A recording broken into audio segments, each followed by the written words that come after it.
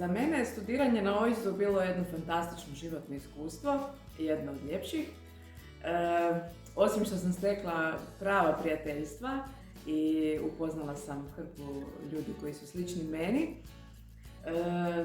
najviše su mi naravno u sjećanju ostali profesori koji su, uz to što znaju nekad biti zahtjevni, kreativni su, motivirajući su, iskreni su i jednostavno uz njih, njihov način predavanja i komuniciranja s nama uz pregršt zabavnih i smiješnih trenutaka zaista mogu reći da mi nije ni sekunde bilo žao što sam se odlučila za odjel informacijskih znanosti u Zadru.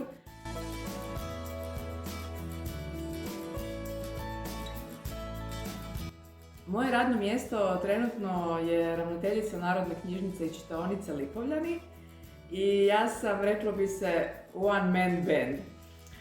Radim sama i radim sve.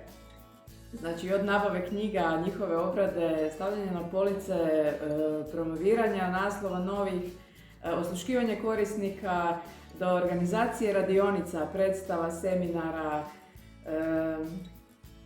Jednostavno, dinamično je, ima puno posla, pogotovo kad si sam. Administrativni dio također mene zapada, nema kog drugog. Znači, prijave na natječaje, pisanje izvještaja, planiranje proračuna za sljedeću godinu, urudžbiranja računa i tako dalje.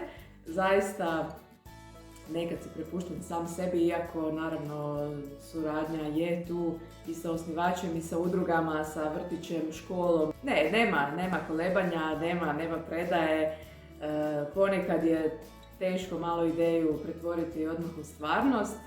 Tu bi se reklo da je teorija ipak drugačija malo od prakse. Jednostavno ponekad je to nedostatak financija, nedostatak ekipe s kojom bi nešto kreativno napravio, ali dobro je, nije loše. Izazovno je, dinamično i to je jako bitno, meni osobno.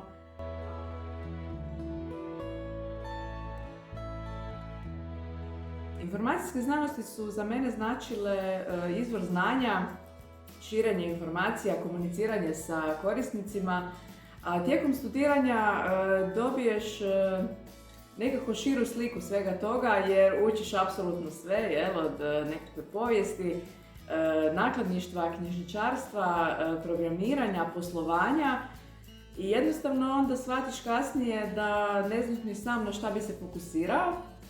Ali evo, meni je OIS bio prozor u svijet, ja sam se kasnije odlučila za knjižničarstvo i za muzeologiju, iako sam to završila u Zagrebu.